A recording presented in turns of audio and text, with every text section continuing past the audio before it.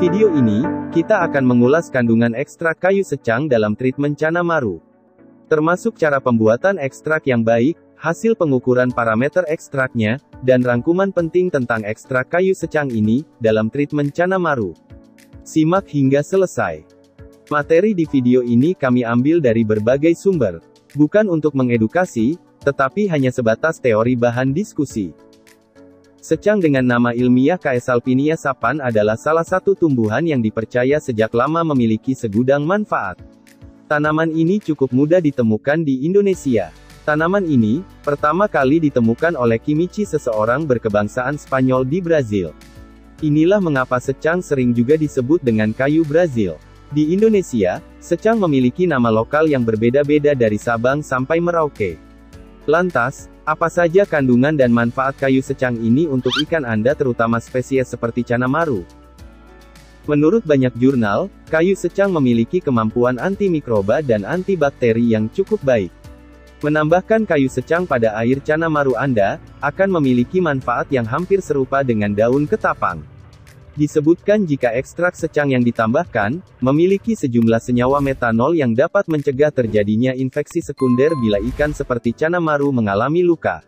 Air rebusan dengan serutan kayu secang memiliki sifat antimikroba karena kayu secang mengandung metanol yang dapat menghambat pertumbuhan beberapa varian bakteri.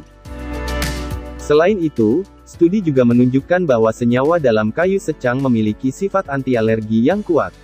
Banyak kiper yang percaya salah satu dari penyebab gigit ekor pada cana adalah efek alergi makanan. Jadi bila kasus ini terjadi pada cana Anda, tak ada salahnya jika Anda mencoba ekstrak kayu secang. Meski hingga saat ini, kami sendiri belum memiliki pembuktian akan efektivitas ekstrak secang mengatasi alergi gigit ekor pada Cana Maru. Bila Anda memiliki pengalaman atau pengetahuan lain berkaitan dengan hal ini, bagikan di kolom komentar agar kita dapat saling belajar. Berikutnya, benarkah ekstrak secang dapat mempercepat mutasi warna pada Cana Maru? Tak sedikit kiper yang mengklaim jika ekstrak secang dapat mempercepat mutasi warna pada Cana Maru. Sebetulnya, pemahaman ini dimulai dari para breeder ikan cupang, di mana ekstrak secang, daun ketapang dan daun pisang cukup lazim digunakan.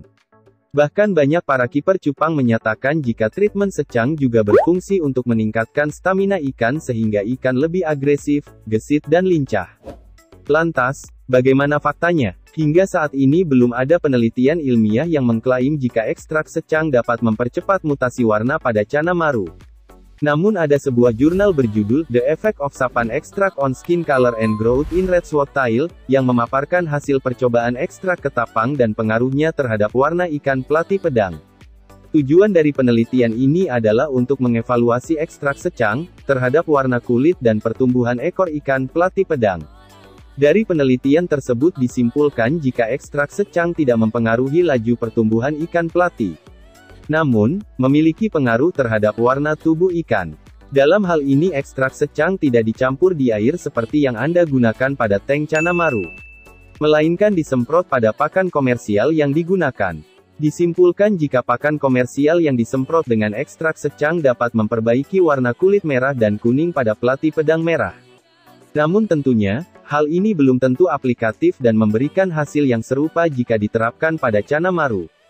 Jika Anda sudah lama mengikuti channel ini, Anda pasti sudah mengetahui jawabannya. Namun bila Anda penasaran, kami menantang Anda untuk melakukan hal serupa.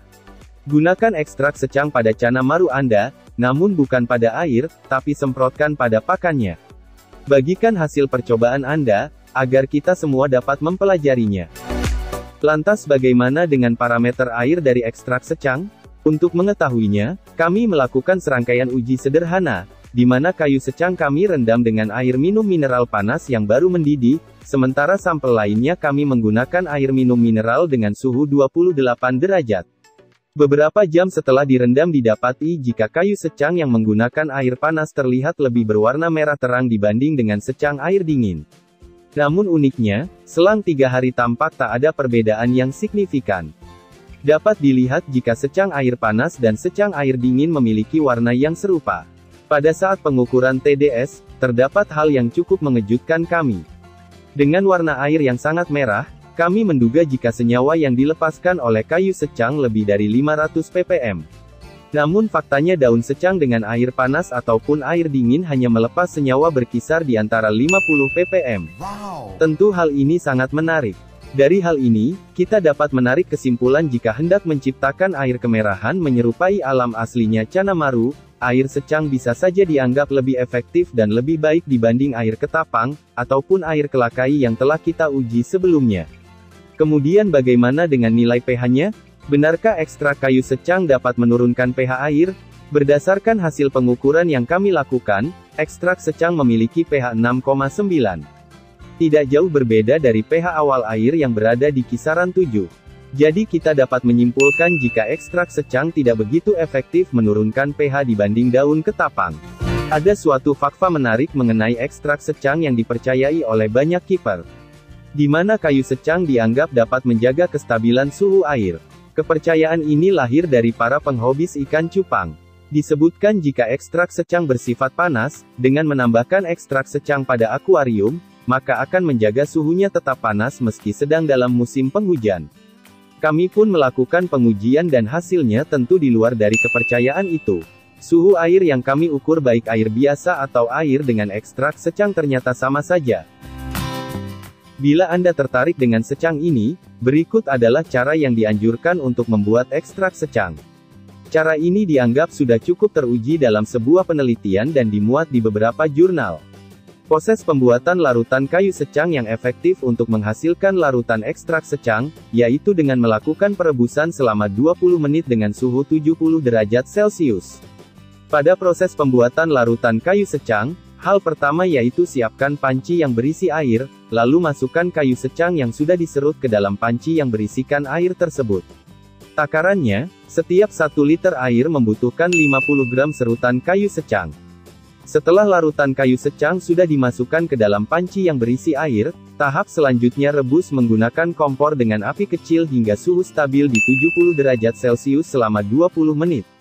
Dalam hal ini, untuk mendapatkan hasil terbaik Anda membutuhkan alat ukur suhu. Jika sudah dilakukan perebusan selama 20 menit, kemudian matikan kompor dan tunggu hingga larutan kayu secang menjadi dingin. Setelahnya, saring larutan kayu secang dan masukkan ke dalam botol dan larutan kayu secang siap digunakan untuk cana Anda. Mungkin Anda bertanya-tanya, jika ketapang yang digunakan adalah daunnya, mengapa secang justru menggunakan kayunya? Apa jadinya jika untuk ketapang kita juga memanfaatkan kayunya seperti halnya secang? Kita akan mengupas hal ini di video selanjutnya. Termasuk pemanfaatan daun jambu, daun alpukat, daun kayu jati, daun rambutan dan lain sebagainya dalam treatment Cana Maru.